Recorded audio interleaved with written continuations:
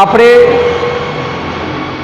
Lecture 3 ની અંદર ચયાપચય એ સજીવોની બીજી લાક્ષણિકતા વિશે અભ્યાસ કર્યો.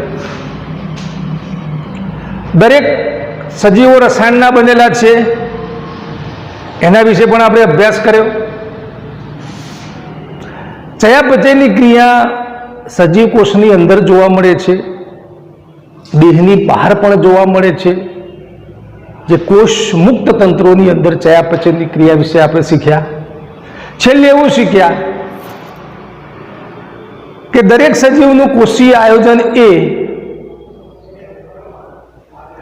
સજીવની જૈવ રાસાયણિક ક્રિયાનું ચોક્કસ લક્ષણ છે. એના વિશે શીખ્યા. બીજો મુદ્દો હતો કે દરેક સજીવો પર્યાવરણના ઇશારા પ્રત્યે અનુભૂતિ અને આવિષ્કાર ધરાવવાની ક્ષમતા ધરાવે છે, અને એની અંદર ભૌતિક સંવેદના, એની સાથે શું પ્રતિચાર હતો એ આપણે શીખ્યા. પર્યાવરણ રાસાયણિક સંવેદના, એના વિશેના પ્રતિચાર વિશે ઉદાહરણ સાથે શીખ્યા. જૈવિક પ્રતિચાર એના ઉદાહરણ સાથે શીખ્યા. હવે આજે આપણે એક નવી વાત કરીએ કે સભાનતા.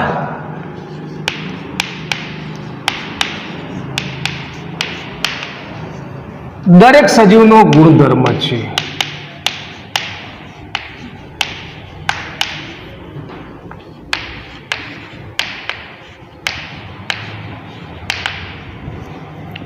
સભાનતાનો મતલબ જાગૃતતા.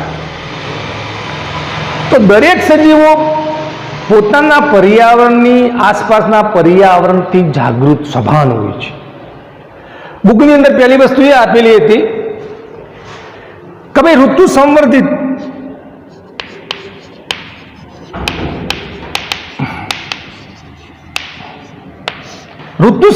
સજીવો. ઋતુ સંવર્ધિત સજીવોનો મતલબ કે જે સજીવો ઋતુ પ્રમાણે પ્રજનનની ક્રિયા કરે એને ઋતુ સંવર્ધિત સજીવો કહેવામાં આવે છે.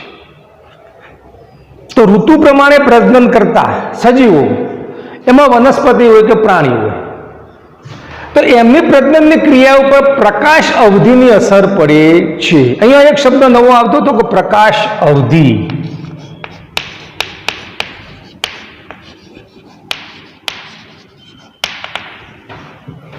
ઋતુ સંવર્ધિત પ્રજનન કરતા સજીવો, એની અંદર વનસ્પતિ હોય કે પ્રાણી હોય, એમની પ્રજનનની ક્રિયા ઉપર પ્રકાશ અવધિની અસર પડે છે. તો પ્રકાશ અવધિ એટલે શું? તો પ્રકાશનો મતલબ અવધિ એટલે સમયગાળો. પ્રકાશનો સમયગાળો.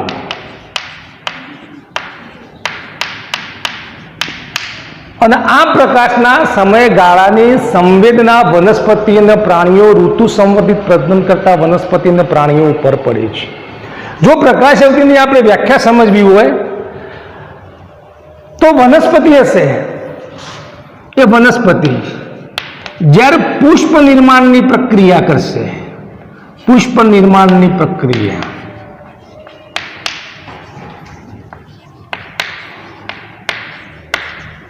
અને એ વખતે પ્રકાશના સમયગાળાની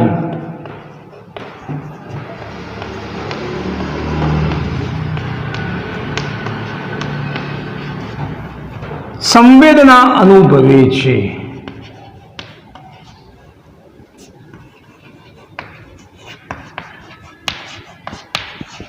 જ્યારે વનસ્પતિ પોતાનો વિકાસ અથવા પુષ્પ નિર્માણની જ્યારે પ્રક્રિયા કરતી હોય એટલે પ્રકાશના સમયગાળાની સંવેદના અનુભવે છે. અને આ સંવેદના પ્રત્યેના પ્રતિચારને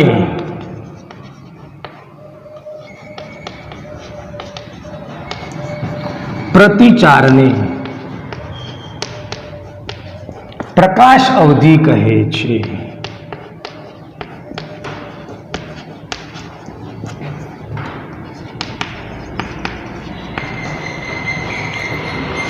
તો પહેલો મુદ્દો હતો કે ભાઈ ઋતુ સંવર્ધિત પ્રજનન કરતા સજીવોની અંદર પ્રજનનની ક્રિયા વખતે પ્રકાશ અવધિની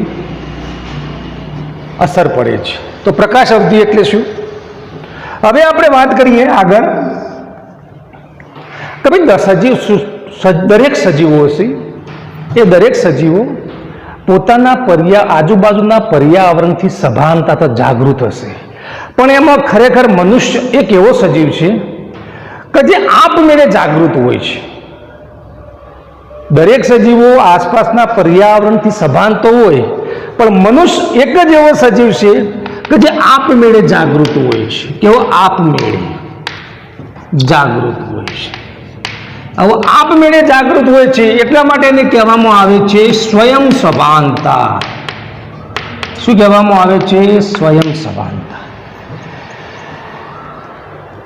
હવે જ્યારે મનુષ્યની કોઈ પણ જીવંત અવસ્થાની આપણે વાત કરીએ તો મનુષ્યના જીવંત અવસ્થાની વ્યાખ્યાયિત કરવી બહુ મુશ્કેલ છે. મનુષ્યની જીવંત અવસ્થાની વ્યાખ્યાયિત કરવી બહુ મુશ્કેલ છે, કારણ કે આપણે જોઈએ કે કોઈ પણ વ્યક્તિ કોમામાં છે, હોસ્પિટલની અંદર દાખલ કરેલો છે. હવે એના હૃદય અને ફેફસા એક વૈજ્ઞાનિક સાધનો દ્વારા ચાલુ રાખી અને હોસ્પિટલાઇઝની અંદર દાખલ કરેલો છે. હવે આપણે વિચારો કે એ વ્યક્તિનું મગજ તો મૃત છે, એ વ્યક્તિનામાં નથી કોઈ સ્વયં સભાનતા, અથવા તો એ વ્યક્તિ નથી ધરાવતો સ્વયં જાગૃતતા. આ જે દર્દી હશે એ ફરી પાછો સામાન્ય જીવન જીવવા માટે ફરી પાછો બેઠો થઈ શકવાનો નથી. તો શું આવા દર્દીને નિર્જીવ કહેવું કે જીવંત કહેવું? એટલા માટે જીવંત મનુષ્યની વ્યાખ્યાયિત કરવી મુશ્કેલ છે. તો આટલી વસ્તુ હતી. સભાનતા એ દરેક સજીવનો ગુણધર્મ છે. હવે આગળની આપણે વાત કરીએ. હવે જો આગળની વાત હશે એ ઉચ્ચ કક્ષાના સજીવોની વાત થશે, નીચલી કક્ષાના સજીવોની વાત થશે નહીં. હવેનો મુદ્દો તો તમે જુઓ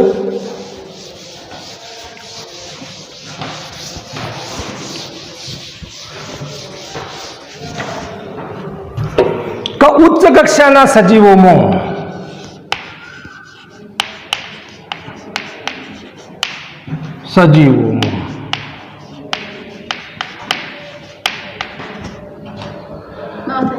જીવનની લાક્ષણિકતાઓ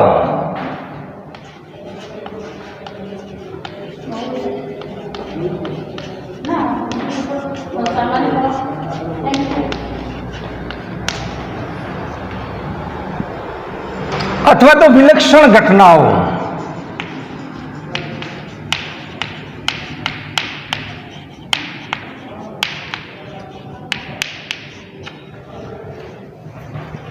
દેહમાં થતી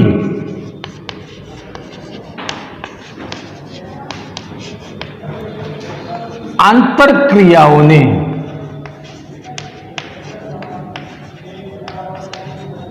લીધે શક્ય છે.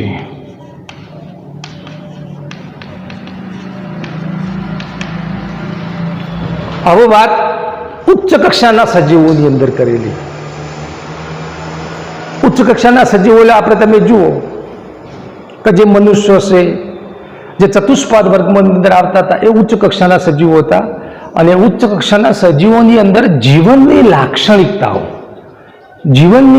એમના જીવનની અંદર અમુક લક્ષણો એવા જોવા મળે છે કે દેહમાં થતી આંતરક્રિયાઓને લીધે શક્ય થાય છે. ઉદાહરણ સાથે હું તમને સમજાવું કે પહેલી એને વાત કરેલી હતી કે ભાઈ પેશીના ગુણધર્મો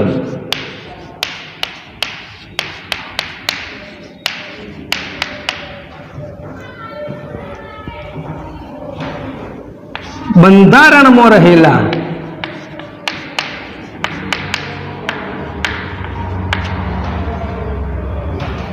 કોષોને કારણે નથી,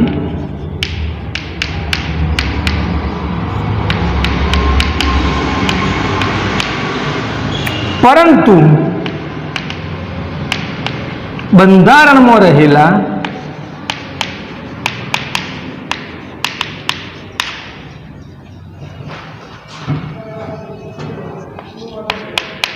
કોષોની આંતરક્રિયાનું પરિણામ છે.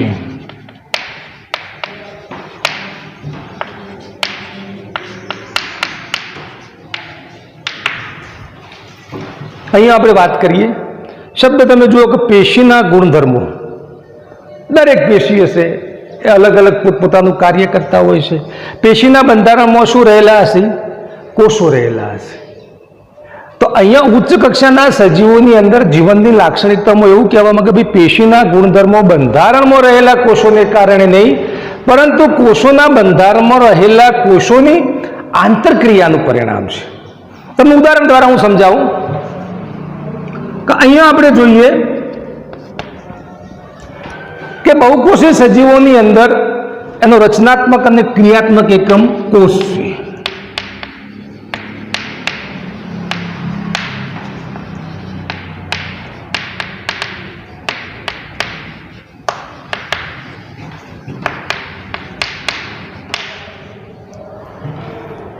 ઘણા બધા કોષો ભેગા મળી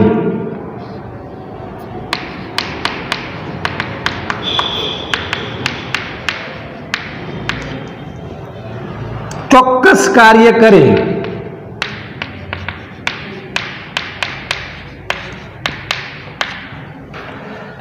તો એને પેશી કહેવામાં આવે છે. શું કહેવામાં આવે છે? પેશી કહે છે.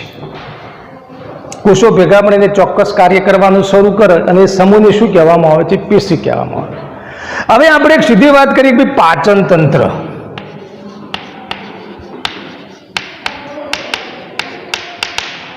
તો પાચન તંત્રની અંદર મોટા ભાગે આપણે સમજીએ કે ભાઈ આપણા ખોરાકનું પાચન જઠરમાં પણ થતું હોય છે, આંતરડામાં પણ થતું હોય છે. તો જઠરની અંદર પણ પેશી આવેલી હશે, આંતરડાની અંદર પણ પેશી આવેલી હશે. જઠરની રચના પણ પેશીથી થતી હશે, ઓતરડાની રચના પણ પેશીથી થતી હોય છે. હવે જ્યારે ખોરાકનું પાચન થશે, જ્યારે ખોરાક ખાઈએ છીએ અને એ ખોરાકનું પાચન થશે તો એકલા કોઈ જઠર ખોરાકનું પાચન નહીં કરે, એકલા ઓતરડાની અંદર ખોરાકનું પાચન નહીં થાય. પાચન અંગોની અંદર આવેલી પેશીઓનો ગુણધર્મ પાચનનો છે ખરો, પરંતુ આ જઠર અને ઓતરડાની અંદર જે કોષો આવેલા હશે અને આ કોષો વચ્ચે આંતરક્રિયા થશે અને આંતરક્રિયા થઈ અને ખોરાકનું પાચન થશે. એટલે જઠરના કોષો અને આંતરડાના કોષો ભેગા મળી બંને વચ્ચે આંતરક્રિયાઓ થશે અને આંતરક્રિયાઓ થઈને ખોરાકનું પાચન થશે. એટલે ખોરાકનું પાચન એ કોઈ એક સ્વતંત્ર જઠરની પેશીનો કોઈ ગુણધર્મ નથી કે નથી ઓતરડાની પેશીનો કોઈ અલગ ગુણધર્મ, પણ જઠર અને આંતરડાના કોષો ભેગા મળીને ખોરાકનું પાચન કરે છે. બીજો મુદ્દો આપણે લઈએ.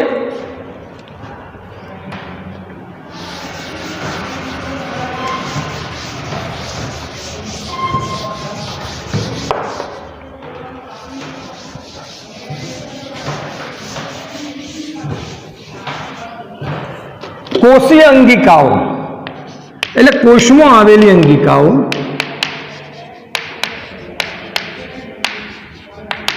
અંગિકાઓના ગુણધર્મો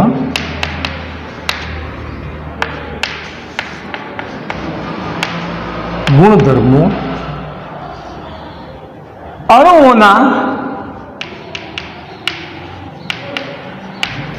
બંધારણને લીધે નહીં,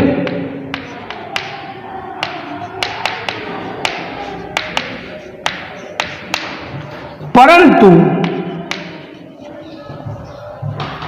બંધારણમાં રહેલા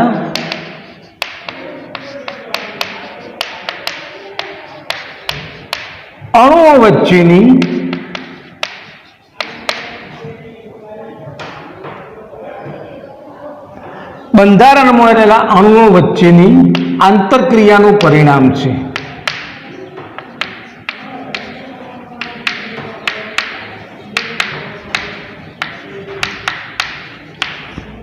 તો એ મુદ્દો સમજ્યો કે કોષમાં આવેલી અંગિકાઓ એટલે કોષીય અંગિકાઓ ચેપ્ટર નંબર 8 ની અંદર આવશે.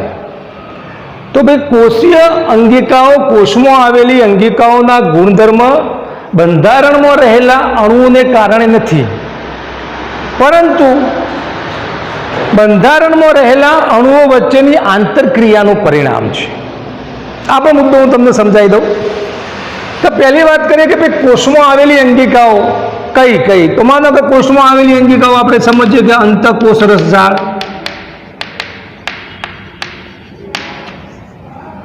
રિબોઝોમ્સ, ગોલ્ગી કાય, કણાભસૂત્ર.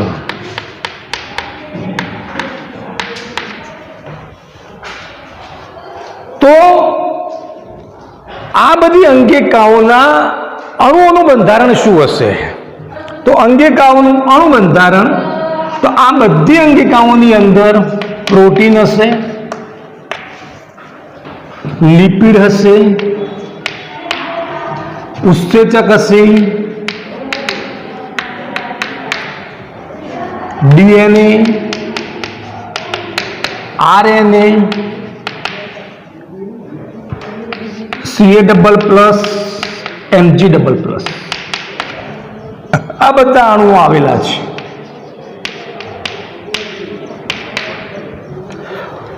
પ્રોટીનની અંદર લગભગ પ્રોટીન 70% આસપાસ પ્રોટીન આવેલું હોય છે, 25% આસપાસ લિપિડ આવેલું હોય છે, 5 થી 7% આસપાસ ડીએનએ, આરએનએ, કેલ્શિયમ, મેગ્નેશિયમ ક્ષારો આવેલા હોય છે. તો આ એનું અણુ બંધારણ છે. હવે આપણે વિચાર કરીએ કે આ અણુના બંધારણને લીધે નથી, પરંતુ બંધારણમાં રહેલા અણુઓ વચ્ચે થતી આંતરક્રિયાનું પરિણામ છે. આપણે એક ઉદાહરણ લઈએ કે ભાઈ કણાભસૂત્ર. તો આ કણાભસૂત્રની અંદર આ બધા અણુઓ આવેલા હશે.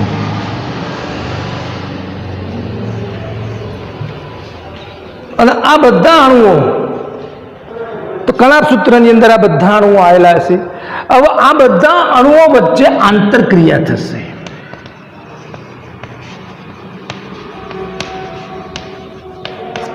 અને આંતરક્રિયા થઈ અને કોષીય શ્વસનની પ્રક્રિયા થશે. અને કોષીય શ્વસનની પ્રક્રિયા થઈ અને શક્તિ મુક્ત થશે.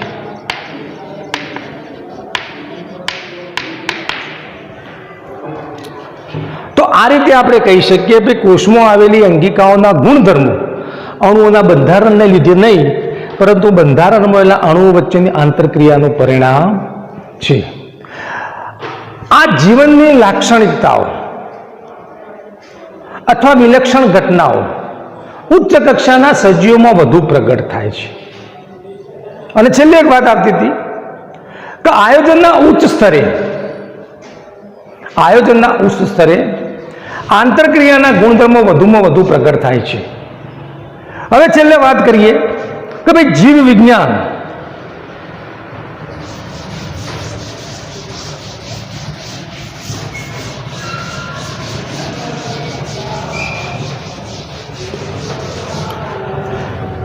વાત કરીએ કે ભાઈ જીવ વિજ્ઞાન હશે પૃથ્વી પર રહેતા વસતા સજીવોના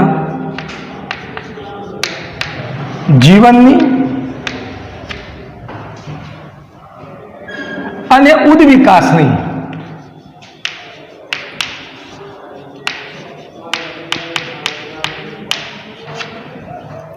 વાર્તા છે. બીજું અંદર એ લખેલું છે કે દરેક સજીવો, પૃથ્વી પર રહેતા દરેક સજીવો વર્તમાન, ભૂતકાળ, ભવિષ્યકાળમાં એકબીજા સાથે જનીન દ્રવ્ય સાથે જોડાયેલા હતા. પરંતુ આ જનીન દ્રવ્યની માત્રા દરેક સજીવોની અંદર અલગ અલગ હતી. એટલે દરેકે દરેક સજીવોમાં જનીન દ્રવ્યની માત્રા અલગ અલગ હતી.